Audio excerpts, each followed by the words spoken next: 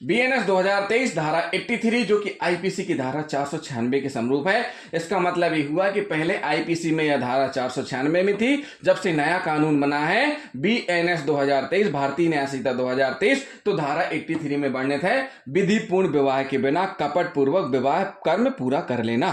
साथियों, इसमें हम आपको बता दें कि यह धारा 82 से जोड़कर पढ़ी जानी चाहिए।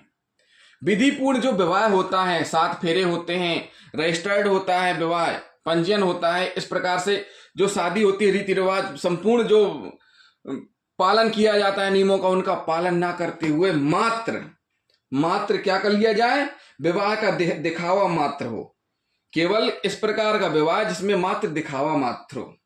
तो और दिखावा मात्र जो हो कैसा हो, कपट पूर्वक बेईमानी पूर्वक किया गया हो, और जो रस्में हैं वो रस्में भी कपट पूर्वक अदा की गई हो। किस जो शादी होती है उस प्रकार से शादी ना हो करके केवल मात्र दिखावा हो। तो साथियों 82 भी यही बोलती है कि शादी का दिखावा करना छल पूर्वक कपट पूर्वक। अंतर क्या होगा इसमें दोनों में, तो हम आपको बता दें धारा 82 यानी बीएनएस की धारा 82 और आईपीसी की धारा 493 में बहुत अंतर है। समझिए बहुत बड़ा अंतर क्या है, बहुत बारीक बात है लेकिन अंतर बहुत बड़ा है। बीएनएस 82 कहती है कि महिला से संबंध बनाने के लिए, देखिए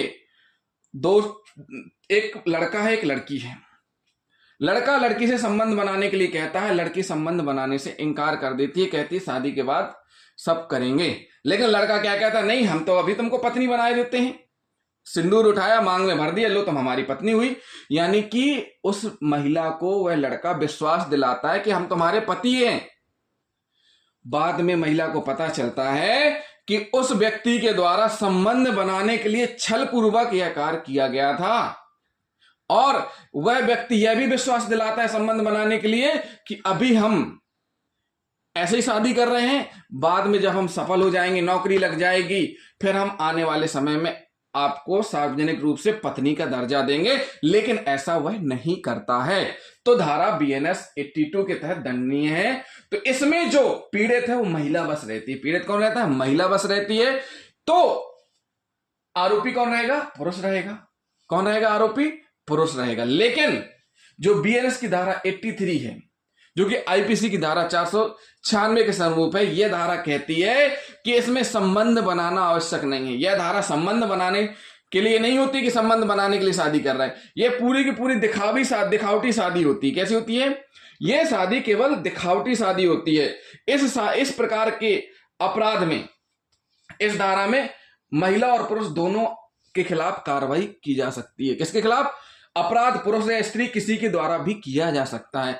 पुरुष भी दिखावटी शादी कर सकता है और महिला भी दिखावटी शादी कर सकती है, दोनों के खिलाफ कार्रवाई इसमें की जाएगी। तो इस धारा में सबसे पहली बात यह है कि अपराध पुरुष या स्त्री किसी के द्वारा भी किया जा सकता है, और दूसरी महत्वपूर्ण बात यह है इसमें कि पति पत्नी जो दोनों हैं अभियुक्त हो सकते हैं, तो केवल वे यह चाहते हैं कि विवाह का दिखावा मात्र हो। क्या हो, विवाह का दिखावा मात्र हो, और इस उद्देश्य से कपट पूर्वक या बेईमानी पूर्वक विवाह की रस्में अदा करते हैं, और जानते हैं कि इससे वह विधिपूर्ण तरीके से विवाहित नहीं हो जाएगा। उनको पता रहता है कि इस प्रकार की रस्में करने से वह विधि पूर्वक जो नियमानुसार विधिपूर्ण विवाह कहलाता है उस प्रकार वह विवाहित नहीं हो जाएगा, फिर भी इस प्रकार से दिखावा करते हैं, तो वह बीएनएस की धारा 83 के तहत दंडनीय माना गया है। एक उदाहरण हम आपको बता देते हैं। प्रसन्न कुमार बनाम धनलक्ष्मी के बाद में, प्रसन्न कुमार बनाम धनलक्ष्मी के बाद में यह अब निर्धारित किया गया कि जहां अभियुक्त द्वारा द्वितीय विवाह नकली या दिखावे के लिए कपट पूर्वक बेईमानी के आशय से किया गया हो। जो अभियुक्त है उसने दूसरा विवाह किया और दूसरा विवाह दिखावे के लिए किया, किस प्रकार से, कपट पूर्व बेईमानी के आशय से किया, तो उसके विरुद्ध उस व्यक्ति द्वारा परिवाद लाया जा सकेगा जिसे धोखा दिया गया है। मतलब अगर अभियुक्त ने अपनी पहली पत्नी को धोखा देते हुए दूसरी पत्नी से दिखावटी शादी कर ली है, तो धोखा किसके साथ हुआ है, प्रथम पत्नी के साथ। तो यहां परिवाद कौन लाएगा, प्रथम पत्नी लाएगी। किसके खिलाफ, जिसने दूसरी शादी कर ली है भले ही दिखावटी की है। तो प्रसन्न कुमार बनाम धनलक्ष्मी यही कहता। और इसमें क्या है, बीएनएस 82 में इसमें वही महिला जिससे संबंध बना रहा है, छल पूर्वक संबंध बनाने के लिए उसको पत्नी बना रहा है, कुछ क्या कर रहा है, छल पूर्वक उसको यह विश्वास दिलाता है कि वह उसकी पत्नी हुई। वह उसको आश्वासन दिलाता है कि वह कुछ समय बाद सार्वजनिक रूप से उसको पत्नी मानेगा और सार्वजनिक रूप से शादी करेगा, लेकिन ऐसा नहीं करता है। तो साथियों, आपको अंतर समझ में आ गया होगा। क्या अंतर है?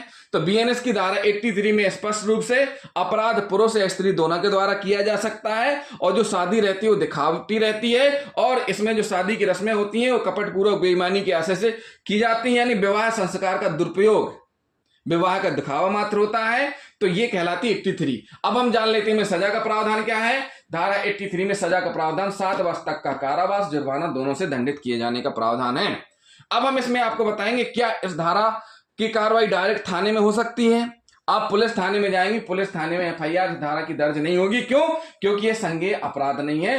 पुलिस संज्ञेय मामलों में एफआईआर दर्ज करती है, इन्वेस्टिगेशन करती है। संज्ञेय मामले ऐसे होते हैं जिनमें पुलिस एफआईआर यानी प्रथम सूचना रिपोर्ट दर्ज करती है और इन्वेस्टिगेशन करती है और बिना वारंट के गिरफ्तार भी कर सकती है। और असंज्ञेय अपराध ऐसे अपराध होते हैं जिनमें कि न्यायालय के द्वारा संज्ञान लेते हुए कार्रवाई की जाती है और न्यायालय में परिवाद प्रस्तुत किया जाता है। केवल पुलिस एनसीआर दर्ज करती है। जैसे संज्ञेय अपराध में एफआईआर दर्ज करती है, प्रथम सूचना रिपोर्ट, ऐसे ही असंज्ञेय अपराध में एनसीआर दर्ज करती है। क्या करती है? एनसीआर दर्ज करती है। तो साथियों, ये हो गई संज्ञेय और असंज्ञेय। असंज्ञेय हमने बता दिया। तो ये धारा जो 83 है ये असंज्ञेय अपराध है, यानी इसमें एफआईआर न होकर के क्या होगी, नॉन कॉग्निजेबल रिपोर्ट दर्ज की जाएगी, असंज्ञेय अपराध। फिर हम देखेंगे क्या जमानती अपराध है। भाई जमानती अपराध क्या होता है, अजमानती अपराध क्या होता है, हम पहले भी बता चुके हैं, फिर भी हम बता देते हैं। जमानती अपराध की दशा में अभियुक्त जमानत की मांग का अधिकार कर सकता है। जमानती अपराध में अभियुक्त क्या कर सकता है? जमानत की मांग का अधिकार कर सकता है, परंतु अजमानती अपराध में इस प्रकार से मांग का अधिकार नहीं कर सकता। वो न्यायालय के विवेक के ऊपर डिपेंड करता है। समनीय मामले ऐसे मामले होते हैं जिनमें कि समझौता हो सकता है। असमनीय मामले ऐसे होते हैं जिनमें समझौता नहीं होता है। तो साथियों, ये जो धारा 83, पहली बात ये संज्ञेय अपराध नहीं है, असंज्ञेय अपराध है। जमानती अपराध है, अजमानती अपराध नहीं है। क्या है? अजमानती अपराध नहीं है। और दूसरी कंडीशन क्या बताई गई इसमें? दूसरी कंडीशन बताई गई है कि यह असमनीय है। क्या है? असमनीय है, यानी इसमें समझौता का प्रावधान नहीं है इस धारा में।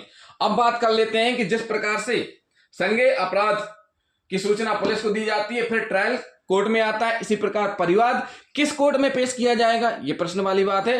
तो इस धारा के तहत परिवाद प्रथम वर्ग मजिस्ट्रेट यानी जेएमएफसी फर्स्ट की कोर्ट में प्रस्तुत किया जा सकता है परिवाद, और परिवाद न्यायालय में पेश होगा और पति पत्नी दोनों के द्वारा किया जा सकता है। जिसके साथ भी धोखा हुआ है वह परिवाद कर सकता है।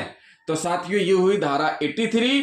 तो जिन साथियों ने अभी तक हमारे चैनल को सब्सक्राइब नहीं किया, हमारे चैनल को जरूर सब्सक्राइब कर लें और वीडियो को अधिक से अधिक शेयर करें, लाइक करें, कमेंट भी करते जाएं।